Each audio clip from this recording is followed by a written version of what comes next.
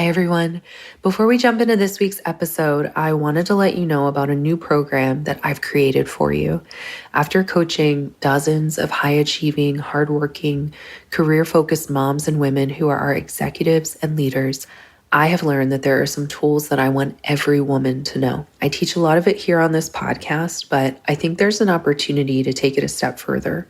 So, what I've done is I've taken all the lessons that I find myself saying to all of my clients, the trends that I'm seeing, the teachings I repeat most often, and I've curated them all into an 8-week course. The Executive Mom Reset Foundations course is going to help you learn the most impactful tools so you can start feeling less stressed and more balanced, so you can show up with more confidence at work and at home, so you can respond rather than react to challenges, and most importantly, so you can reclaim your time and energy for what matters most to you.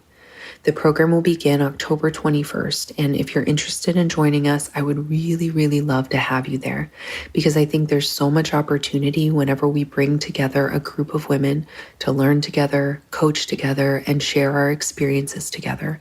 So if you're interested in joining this program, you can head on over to coachleanna.com for all the information and to get registered. Please don't hesitate to reach out if you have any questions, and I really hope you'll join us. Now, on to our episode. Welcome to the Executive Coach for Moms podcast, where we support women who are attempting to find balance and joy while simultaneously leading people at work and at home. I'm your host, Leanna McGrath, former tech exec turned full-time mom, recovering perfectionist and workaholic, and certified executive coach. Hi, everyone. Welcome back to the show. Thank you so much for joining me today, and welcome to week 2 of the Taking Care of Yourself series. I am so excited to continue this conversation. Last week, we talked about why we don't meet our own needs, why we don't take care of ourselves, what gets in the way, and how so much of that comes from the way that we were socialized, the way that we have received messages from our culture, and the guilt and pressure of hustle culture. We have been taught to put everyone else first, to prioritize everyone else's needs over our own. We only usually get the little tiny bit of leftovers that we have after taking care of everyone else and making sure that we're doing well at work and that our kids are good and that our partner's good and that our loved ones are taken care of, and then there's not much left for us. We've been taught that we have to keep moving and pushing forward so that no one else passes us by. And also we've been taught that meeting our own needs is selfish or indulgent. And so today I want to go deeper into this idea of meeting our own needs, because I think one of the most damaging messages that we absorb is that having needs somehow makes us less valuable or higher maintenance or more of a liability, that if we could just be endlessly available and completely self-sufficient, that means that we're worth more valuable to a company or to a relationship. And of course, that's not true. Having needs is part of being human, and we all have different needs in different seasons. When it comes to our employers and feeling needy at work, I think sometimes we have to remember that our workplaces were set up for men, and men have different needs than women, and mothers have different needs than non-mothers in the workplace. And that doesn't mean that our needs aren't valid, even if they're not the default ones that the company's been thinking about since the beginning of time. It's not our fault if the company has not evolved yet to recognize the needs of its diversified workforce. But I think the question becomes, how do we shift that mentality that we have, that belief that we are inconveniencing someone else anytime we have a need? How do we start to recognize and honor our needs and then actually work on meeting them? I believe that in adulthood, it is our responsibility to know what our needs are and to meet our own needs. And I think it's our responsibility as parents to help our kids recognize their own needs and start to learn how to meet them. Of course, when they're children, it's our jobs to help them meet them.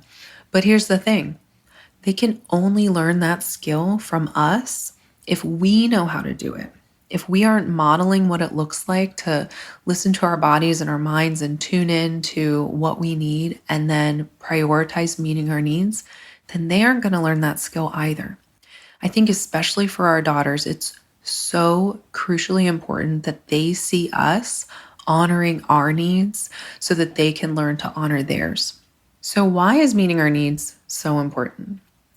Well, one, of course, our kids are watching us, and that feels really important to make sure that they understand that it's all of our jobs to meet our needs. And second, I think there's just the simple truth, the reality that when we continuously push our needs aside more and more over time, that is going to catch up with us. Eventually, something will force us to stop and notice our needs. Our bodies will get sick, our minds will suffer, our relationships will suffer, we will burn out. It might show up as a health scare, as a breakdown, or as constant resentment bubbling up at home. But at some point, those unmet needs are going to demand your attention. And so I like to think of it as if we are meeting our needs every day, then they don't have to bubble up. We don't have to wait until it's an emergency, a 5-alarm fire, for us to actually pay attention to it. Because when it gets to that point, we have way less control over it. But when it's on the day-to-day, that's where we have a lot more control. So here's the good news. We do not have to wait until we're at our breaking point. We can shift to being proactive. And if you haven't been proactive about meeting your needs up until now, this is not permission to shame yourself for that. This is simply just an invitation to start thinking about it in a different way. Because I know it can feel really overwhelming. I know that whenever your plate is already overflowing, meeting your needs sounds like just one more task that there isn't time for. How am I supposed to schedule that doctor's appointment or make it to the gym or meal prep healthy meals and do everything else that I need to do, all my other responsibilities? So let's reframe it. And we talked last week about some of the reframes that are available. Meeting your needs is not about doing everything at once. It's about noticing what you can do and what's possible today. What need can I meet right now with the resources that I have? And I like to use Maslow's hierarchy. I always think about things in terms of Maslow's hierarchy when it comes to needs because I'm a really visual person. So if you studied psychology in college, you probably remember this. And feel free to give it a Google if you want a refresher of the visual. But at the foundation are our physiological needs. So things like food, sleep, water, shelter, rest. These are really the basics. And I know if you're in a season with a newborn or a toddler or even a young child, maybe sleep is not a need that is met on a regular basis. And I think what's important here is that we recognize that that doesn't mean we throw the whole thing out, that we just stop meeting any of our needs. It's not an all or nothing kind of situation. But looking at what are some other needs that I can meet today? Maybe I didn't get enough sleep last night. Hopefully I will tomorrow night. But in the meantime, what can I do today? Maybe I can drink some more water today. Maybe I can choose nourishing food that makes my body feel good and gives me more energy. Maybe I can take a couple of minutes to stretch and breathe. So what I love about the framework of Maslow's hierarchy is that we might not meet every single need, and that's okay. We're not looking for perfection here. We are looking for what can we do today. So the next level up is safety and security, our health, our stability, a safe home, financial security, and then comes love and belonging. So friendship, intimacy, connection. We sometimes underestimate how vital connection is, especially as we just get going through our days and we're just trudging forward or doing the sprint throughout the day to get through all the things that we have to do. And we kind of forget how much connection can give us. A text conversation with a friend, having coffee with a colleague, or even just like 5 minutes of genuine presence with your partner or with your kids. That can shift so much. That can really give you so much and maybe meet the need for connection that you haven't been meeting. And maybe that's why you feel exhausted or you feel depleted. And then next up is self-esteem. So confidence, achievement, respect, the need to contribute and make an impact. And I know that you probably have not given up on the achievement aspect. We are high achieving women here. And so we are going to continue to achieve regardless of if our needs are met or not. But I think the question becomes, what is our definition of achievement? That might change and evolve over time. Maybe my career achievement, maybe I'm going to measure that differently now than I used to. So, for example, myself as a business owner, I used to have metrics around my revenue only. And now, as a mom, I have metrics around my revenue as well as I want to achieve this much revenue, but with constraints on my time. I want to do it without cutting into this time that I have set aside for other things that are important to me. So we can change the measures of success for ourselves, as we've talked about so much on this podcast, and change how we view achievement. And then at the very top is self-actualization, creativity, purpose, growth, and meaning. One of the foundational components of Maslow's theory is that in order to move up the pyramid, those basic needs have to be met underneath it. So again, it doesn't mean that every single need in every area has to be met, but we do need to meet some of those needs in order to get up to the top of the pyramid, into the place that we might want to be, self-actualization, where we can really feel like we are making a difference in the world, where we have meaning in our life. So those are some of the different kinds of needs that we have as humans. And putting that into practice is what I want to talk about next, because anytime we are not at our best, we are not acting in a way that we feel proud of, it is just about always because some need is not being met. This is why kids act out, because they are trying to communicate that they need a need met, even though they're not using those words and they're using a different behavior. And adults do the same thing. We have these underlying needs and we don't always know how to communicate them or how to meet them. And so we have these behaviors that are out of alignment with who we are and how we would generally operate whenever those needs aren't met. So, for example, if you find yourself snapping at your kids or getting short with your partner or feeling really defensive at work, there's an opportunity to pause and ask yourself, what need isn't being met right now, instead of judging yourself for it. And so that brings me to one of my favorite tools, the RAIN framework. RAIN stands for recognize, allow, investigate, and nurture. And I love this framework. It's the one that my therapist talks about all the time. And I'm going to be having some different guests on this season, and they're going to be sharing their frameworks. And I love these frameworks as well. And I love having different ones so that you can try on different ones, right? And find out what works best for you. So let me teach you this one. So RAIN starts with recognizing. Recognize what's happening. Let's just say that you're in a situation where your partner says something maybe without any malintent. Maybe your partner asks like, hey, when's dinner going to be?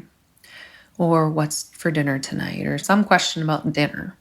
And you immediately feel like your chest tighten up, and then you're just like, snap back at them. And You're like, what was that about? Right? So the first thing is to recognize it. I think that generally we're just moving through our day so fast that we don't even take a minute to check in and say like, whoa, okay, that was interesting.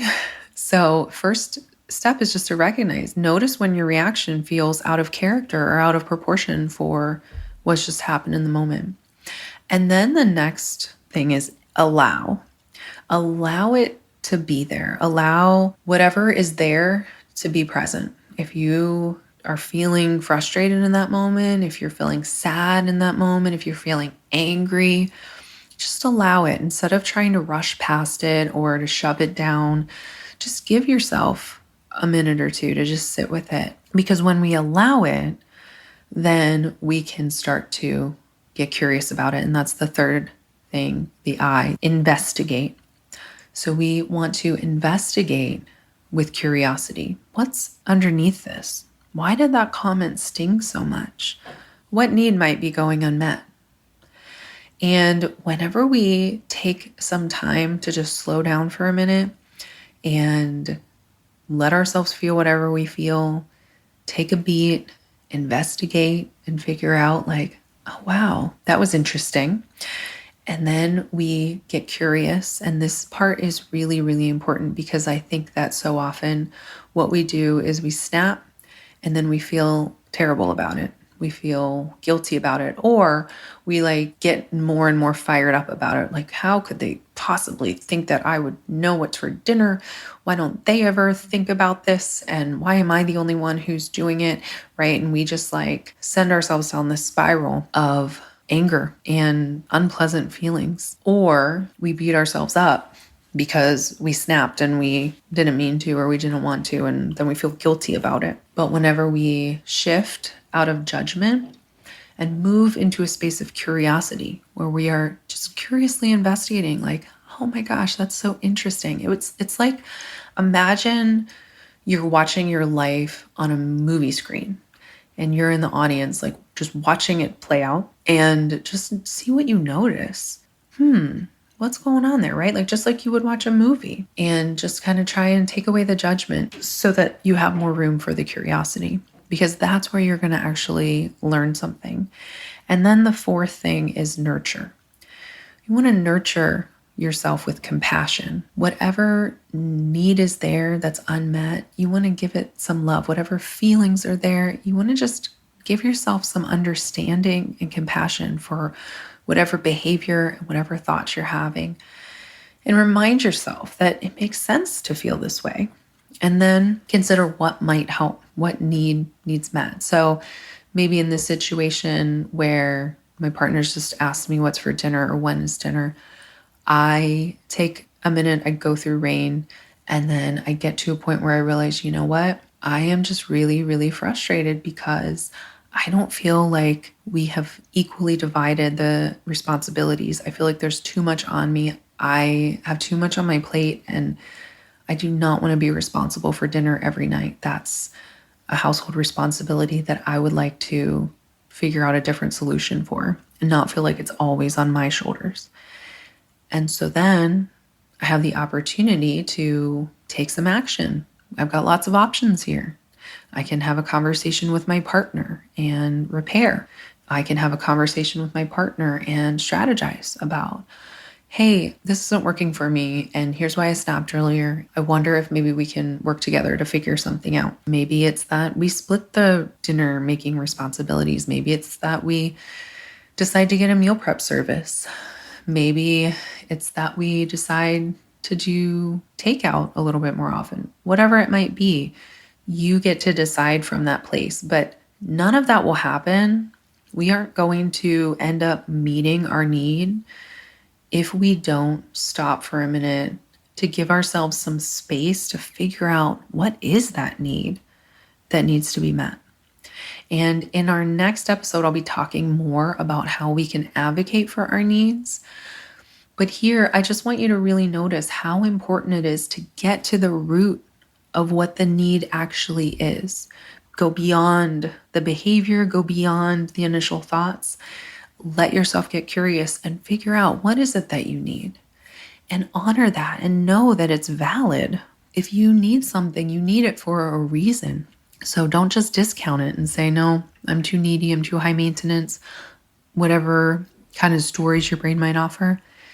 And just recognize, like, what if I did meet that need?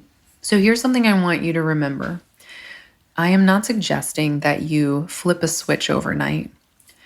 I am not expecting that you would go from ignoring your needs to meeting them 100% of the time. That is not realistic. That's not what we're going for here. We want to start with progress. We're not going for perfection. So if right now you're meeting your needs 10% of the time, then let's aim for 20%. That's all we got to do. We're not trying to go for 100 right now. Let's just work on building the muscle. And over time, the default will start to shift. Instead of the default always being everyone else comes first, maybe we get to a point where it's like, sometimes I'm going to put others first, but sometimes I'm going to put myself first because I get to decide what's most needed here. And I get to decide if I meet my needs first. One of the very small things that I do is every morning, I like to drink a glass of lemon water when I first wake up. And instead of taking care of the dog, and taking care of the kiddo, and just making sure that everybody has what they need, which is my default, I get myself that glass of water first. And it's a very small thing, but it is a message to myself first thing in the morning. It's one of the very first things I do that, hey, I need to look after myself today too. I'm important too. So you decide what that is for you to signal to yourself and give yourself those reminders that you're responsible for meeting your needs and that your needs matter and they're important. And remember what we talked about last week. When you take care of yourself, it's better for everyone else around you. Your kids, your partner, your friends, your colleagues, your family, your team. Everybody benefits from your needs being met. I will tell you I'm a lot more pleasant after I've had my glass of lemon water than when I'm super thirsty. So here's my invitation to you. Ask yourself today, what's one need I can meet right now? Maybe it's a snack when I'm hungry. Maybe it's a glass of water when I'm thirsty. Maybe I need a stretch break or I need to go outside and get some fresh air for a minute. Maybe it's a phone call to a friend. Notice how you feel when you do it and also celebrate it. Write it down, pat yourself on the back. Let your brain register that you took care of yourself because you're building that muscle, just like building a new muscle at the gym or learning something new at work or in parenting. You have to do a little bit each day and you have to start smaller and build that muscle or that skill. That's why I don't love the self-care terminology because it seems like we do a big thing every once in a while. Like we go and get a massage once a month or a bubble bath once a week. I think taking care of yourself is different. It's thinking about all day throughout the day, like, what do I need? And checking in with yourself and staying connected enough to yourself to know what it is that you need and then to get yourself what you need. And it is absolutely doable. You are capable of so much. Look at all that you have achieved in your life. Certainly you can do this because you are absolutely worthy of having your needs met. And meeting your needs does not take away from others. It multiplies what you're able to give. So thank you so much for being here today. I cannot wait to hear how you're practicing this. And I'll see you next week as we continue our Taking Care of Yourself series. Have a great day, everyone. Bye-bye. If you're loving what you're learning on this podcast, I want to invite you to come join me for the Executive Mom Reset. We offer both one-on-one and group coaching formats, and our next group is starting in October 2025. I created the Executive Mom Reset to help high-achieving moms feel less anxious, more confident, and more in control of their lives. Instead of feeling like you're being pulled in 100 different directions, you'll learn how to pause, reset, and approach challenges with clarity and confidence. You'll stop running on autopilot, stop second-guessing yourself all the time, and stop letting stress, guilt, and overwhelm dictate your day. You'll walk away with the tools and the confidence that you can use every day to feel stronger, more empowered, and more in alignment with the life you want to be living. Head on over to coachleanna.com to learn more and to get signed up. I really hope to see you there.